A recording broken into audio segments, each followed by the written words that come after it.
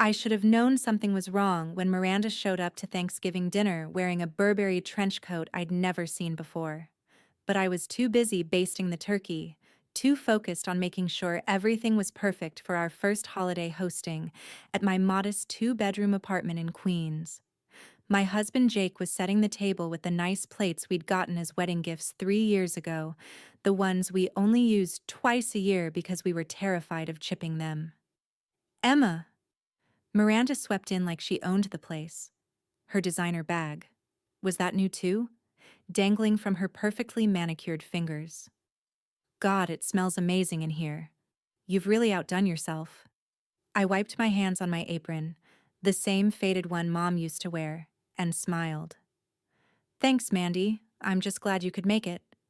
She kissed my cheek, leaving a sticky residue of expensive lipstick, and I noticed her perfume. Something floral and undoubtedly costly. My stomach did a small flip, but I pushed the feeling down. This was Thanksgiving. Family time. Not the time to think about the monthly payment I'd just made on her behalf. According to YouTube analytics, 99.3% of viewers are not subscribed. That's a huge number. By subscribing the channel that is completely free, you'll help support the channel and never miss fresh content. Again, the arrangement had started 5 years ago, back when I was 23 and Miranda was 26. She'd called me sobbing, her voice breaking over the phone at 2 in the morning. She'd gotten into some credit card trouble. Nothing she couldn't handle, she insisted, but she needed help making the minimum payments for a few months, just until she got her promotion, just until she figured things out.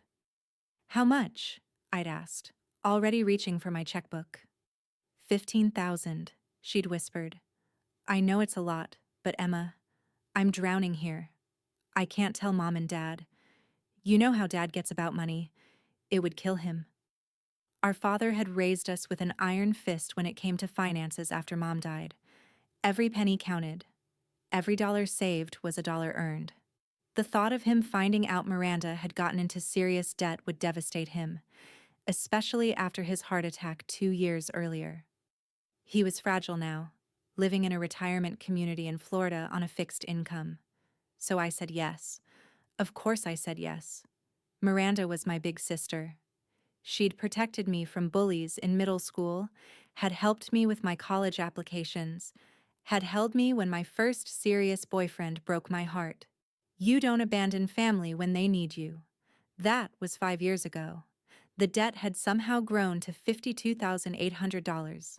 I'd been making payments of $800 every month without fail, draining my savings account that Jake and I had earmarked for a down payment on a house.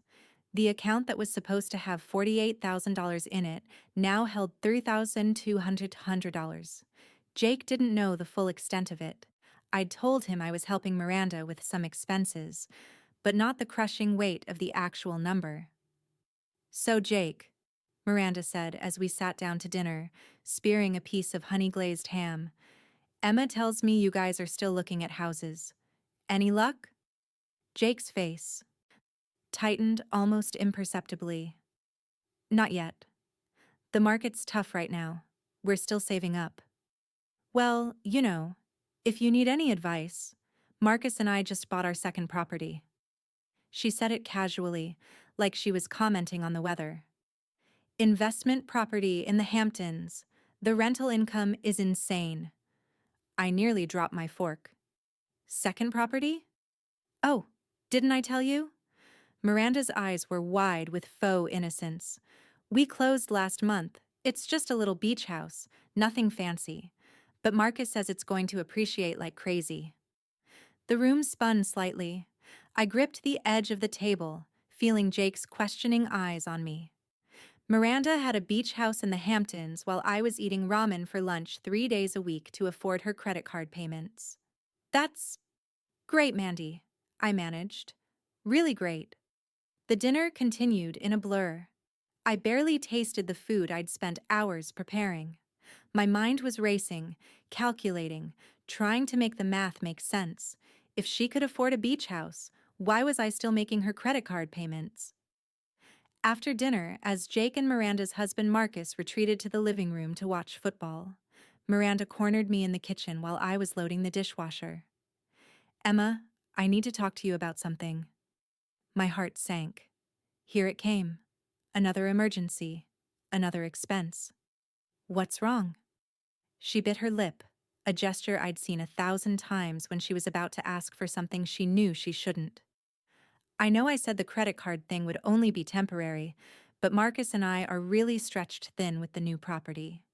Do you think you could increase the monthly payment to $1,200? Just for the next 6 months or so? The plate I was holding slipped from my fingers and shattered in the sink. Are you serious right now? My voice came out as a whisper. I know it's a lot to ask, but you just told me you bought a beach house, Miranda. A beach house in the Hamptons. Her expression shifted, hardening. That's an investment, Emma. It's completely different. This is about the credit cards. The credit cards you said would be paid off in a year. 5 years ago.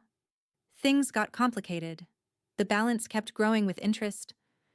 Then maybe you should stop buying designer coats and investment properties.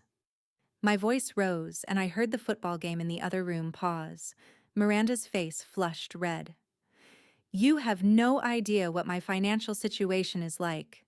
Just because Marcus and I choose to invest in our future doesn't mean we have liquidity for every little thing. Every little thing? Mandy, I've paid off over $40,000 of your debt. And I appreciate that, but you don't have to be so dramatic about it. It's not like you're starving. The words hung in the air between us like poison gas. Jake appeared in the doorway, his face confused and concerned. Emma? What's going on? Miranda grabbed her purse. Marcus, we're leaving. My sister apparently thinks helping family is some kind of burden. Wait, what? Marcus appeared behind Jake, looking bewildered. What's happening? Ask your wife about the $52,000 I've been paying off for her, I said, my voice shaking. Ask her why she needs me to increase my payments while she's buying beach houses. Marcus's face went pale. 52? What? Miranda was already heading for the door. This is exactly why I didn't want to involve you, Emma. You always make everything so complicated. Maybe just stop asking me for gratitude and accept that this is what sisters do for each other. The door slammed. Marcus stood frozen for a moment before hurrying after her, leaving Jake and me alone in the wreckage of our Thanksgiving. Emma. Jake's voice was carefully controlled. What is she talking about? You told me you were helping her with a few $1,000s. I sank into a chair, my legs giving out. I lied. I'm sorry. I've been paying $800 a month for 5 years. It started at $15,000. Now it's $52,800. Jake was quiet for a long time. When he finally spoke, his voice cracked. That's our house money. That's our entire down payment. I know. We've been eating cheap meals and skipping vacations, and I've been working overtime. He stopped, running his hands through his hair. And your sister just bought a beach house? I couldn't look at him. I thought I was doing the right thing. She said Dad couldn't know. She said it was temporary. 5 years isn't temporary, Emma. It's a lifestyle. That night, lying in bed unable to sleep, I made a decision. I opened my laptop and started digging. If Miranda could afford a beach house, where was the money really going? I logged into the account where I'd been sending payments, an account Miranda had set up specifically for managing the debt consolidation. What I found made my blood run cold. The account balance was $127,000. I refreshed the page 3 times, certain I was seeing things wrong. But no, there it was. Every payment I'd made over the past 5 years was sitting in that account, untouched. She hadn't paid a single dollar toward her credit card debt. She'd been stockpiling my money. My hands shook as I scrolled through the transaction history. Deposits from me, $800 every month like clockwork. Withdrawals, 0. The interest alone had accumulated to thousands of dollars. At 3 in the morning, I called my father in Florida. Emma? Honey, what's wrong? Dad, I need you to tell me the truth about something.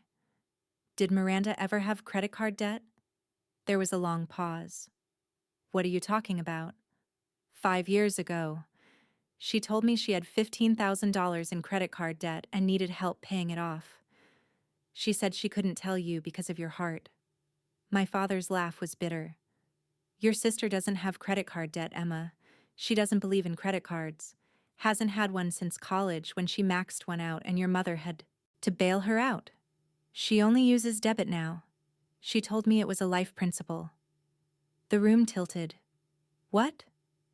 Emma, what's going on? I told him everything. The late-night call 5 years ago, the monthly payments, the growing balance, the beach house, the account with $127,000 sitting untouched. When I finished, my father was silent for so long I thought the call had dropped. Dad? That manipulative little... He stopped himself. Emma, your sister has been embezzling from you. But why? Why would she do this? Because she could. His voice was hard. Because she knew you'd never say no. She's done this before, sweetheart. To your mother, to me, to her college roommate. She didn't buy that first property with Marcus's salary. She bought it with money she borrowed from your mother's life insurance policy that was supposed to be split between you two. The floor dropped out from under me. What? I didn't tell you because you were only 18 when your mother passed. Miranda was handling the paperwork, and by the time I realized what happened, the money was already gone into her down payment. I thought it was a one-time thing. I thought she'd matured. He sighed heavily. I'm sorry, Emma. I should have warned you. I hung up and immediately called my lawyer friend Rachel, not caring that it was now 4 in the morning. Rachel, I need to sue my sister. The next few days were a whirlwind. Rachel confirmed that what Miranda had done wasn't just unethical, it was fraud. I had documentation of every payment, every text message where she'd claimed it was for credit card debt, and most importantly, I had access to the account showing she'd never used the money as promised. We can get you every penny back, Rachel said grimly, plus interest, legal fees, and possibly damages for emotional distress. But first, I wanted Miranda to know what was coming. I waited until the following Saturday, when I knew she'd be at her favorite brunch spot in Manhattan, a trendy place where mimosas cost $20. I'd seen it enough times on her Instagram. I walked in and found her at a corner table laughing with 3 friends I didn't recognize, all dressed in expensive athleisure. Miranda. She looked up, and her smile faltered. Emma, what are you doing here? I found the account. The color drained from her face. Her friends looked between us, sensing drama. I don't know what you're talking about. The account with $127,000 in it. The account where I've been depositing $800 every month for 5 years. The account you never used to pay off debt that never existed. One of her friends gasped. Miranda stood up quickly, grabbing my arm. We need to talk about this privately. No. I pulled away. I'm done protecting your reputation. I'm done letting you make me feel guilty for wanting my own life. I'm done being your personal ATM. Emma, please. You don't understand. I understand perfectly. You lied to me for 5 years. You stole money that was supposed to go toward my future. You let me struggle and sacrifice while you bought designer clothes and vacation homes. My voice broke. You stole Mom's life insurance money from me too. That last part made her friends gasp louder. One of them stood up and stepped away from the table. That money was supposed to be split between us, Miranda said weakly. I was just managing it. Managing it into your own bank account? Managing it into your property investments while lying to me about debt you didn't have? I was going to tell you. When? After you'd bled me dry? After Jake and I were living in a rental forever because you wanted a beach house? This is family business, Miranda hissed. You're making a scene. Good. I want everyone to know exactly what kind of person you are. I pulled out my phone and opened my email. Check your inbox. You'll find a notice from my lawyer. I'm suing you for fraud, embezzlement, and theft. Every penny, Miranda. Plus interest. Plus damages. Her face went from white to red. You wouldn't dare. Watch me. I turned to leave, then stopped. Oh, and Dad knows everything. He's already contacted his lawyer about the life insurance money. Turns out, there's no statute of limitations on family theft in New York. Emma, wait! She followed me outside, heels clicking frantically on the sidewalk. We can work this out. I'll give you the money back. All of it. Just don't sue me. Please. Give me one good reason why I shouldn't. She grasped for words, her perfect composure crumbling. Because I'm your sister. Because family forgives each other. You're right. Family does forgive each other. I met her eyes, seeing the desperation there. But you stopped being my sister the moment you decided to steal from me. A sister wouldn't do what you did. A stranger wouldn't do what you did. I can explain. I don't want your explanations. I want my money. All of it. And I want you to face consequences for once in your life, instead of charming your way out of them. The lawsuit moved forward. Miranda tried to countersue, claiming I'd given her the money as gifts, but the paper trail was too clear. Every text message, every email where she'd referenced debt payments and credit card bills destroyed her case. Marcus filed for divorce 2 weeks after the lawsuit was announced. Turned out he'd known nothing about the money or her history of financial manipulation. The beach house went on the market immediately. Turned out they'd overextended themselves, and without my monthly payments, they couldn't afford both properties.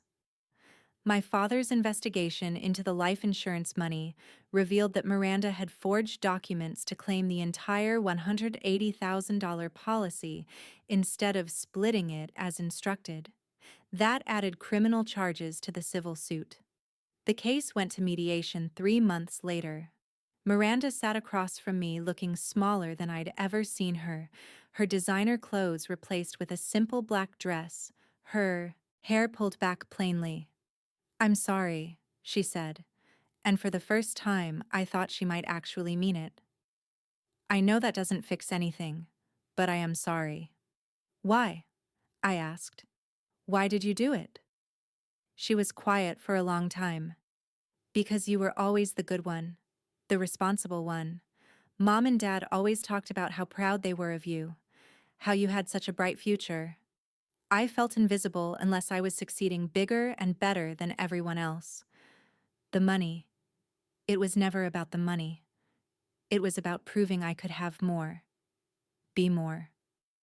So you stole from me to feed your ego? I know how it sounds. She wiped her eyes. I convinced myself I was borrowing it, that I'd pay you back once my investments paid off. But the investments just became a way to make myself feel successful, and paying you back would mean admitting I'd failed. Admitting you'd been propping me up the whole time. So you were planning to keep my money forever? I don't know. I think part of me hoped you'd never notice, that you'd just keep paying and I'd keep accumulating and somehow it would all make sense eventually. She looked at me finally. I'm sick, Emma. Not physically, but mentally. I've been seeing a therapist. She says I have narcissistic tendencies and a pathological need for external validation. That doesn't excuse what I did, but it explains it. The mediation resulted in a settlement. Miranda agreed to return every penny I'd paid, plus $75,000 in damages and legal fees. The money from selling the beach house covered most of it. The rest would come from selling her primary residence and moving into something smaller. The criminal charges for the insurance fraud would result in probation and mandated therapy. My father added his own stipulation. Miranda had to attend family therapy with both of us for at least a year, or she'd be written out of his will entirely. I don't want to lose both my daughters, he said firmly, but I won't enable this behavior anymore either. Real family helps each other grow, not just survive. Miranda needs to grow up, and Emma needs to learn to set boundaries. He wasn't wrong. As much as I'd been victimized, I'd also enabled Miranda by never questioning, never demanding proof, never standing up for myself. That was my work to do. Jake and I received the settlement check 6 months after that disastrous Thanksgiving. We sat at our kitchen table staring at it. $178,000 in total, including my original payments, the insurance money Miranda was ordered to split properly, interest and damages. We can buy a house, Jake said quietly. A real house. We can, I agreed. Or, or, or we can invest it properly. Let it grow. Buy a house when we're truly ready, not just because we finally have the money. I looked at him. I spent 5 years being reactive, just throwing money at a problem hoping it would go away. I want us to be deliberate about this. Strategic. He smiled, that warm smile that had made me fall in love with him. When did you get so wise? When I realized that money isn't just about having it, it's about respecting it. Respecting yourself enough to protect it. Miranda and I never recovered the relationship we'd had. How could we? Trust, once shattered that completely, doesn't just glue back together. But through therapy, we found something different, something more honest. She told me about the pressure she'd felt after Mom died to be perfect, to prove she could take care of things. How that pressure had twisted into a need to appear successful at any cost. How she'd lied so much she'd started believing her own lies. I told her about the resentment I'd buried, about how I'd felt obligated to say yes because she was my big sister, because I was supposed to be the good daughter, the helpful one. How I'd equated love with sacrifice until I'd sacrificed too much. I don't know if I can forgive you, I told her during one session, 8 months in. Not completely. I don't expect you to, she replied. I'm just grateful you're willing to sit in this room with me. A year after that Thanksgiving, Jake and I bought a small house in Westchester. It wasn't a mansion, but it was ours, paid for with money we'd earned and saved honestly. We had a housewarming party and invited my father. I didn't invite Miranda. Not because I wanted to hurt her, but because I needed that space to be untainted by our complicated history. She sent a card with a plant, a peace lily. The card read, I'm proud of you. You did what I couldn't. You built something real. Love, M. I put the plant in the kitchen window where it gets morning sun. Every time I water it, I think about the cost of family, the price of truth, and the value of finally learning to choose myself. The plant is thriving, growing new leaves every few weeks. I'm learning to thrive too, one boundary at a time. Some people might say I should have just forgiven and forgotten, that family is worth more than money. But those people haven't had their trust weaponized against them. They haven't watched someone they love look them in the eye and lie with perfect conviction year after year. Forgiveness isn't the same as reconciliation. I can forgive Miranda for being broken enough to hurt me. I can understand that her actions came from a place of deep dysfunction, but I don't have to pretend we're the sisters we used to be. That version of us died at a Thanksgiving table when she told me to stop being dramatic about funding her lifestyle. And maybe that's okay. Maybe some relationships are meant to transform rather than endure. Maybe the healthiest thing I ever did was let my sister fall so she could learn to stand on her own. Jake is calling me from the backyard. We're planting tomatoes today, starting a garden in the space that's finally, truly ours. I take one last look at Miranda's peace lily, thriving in its sunny spot, and head outside to build something new. The past will always be there, with its debts and betrayals and hard lessons. But I don't live there anymore.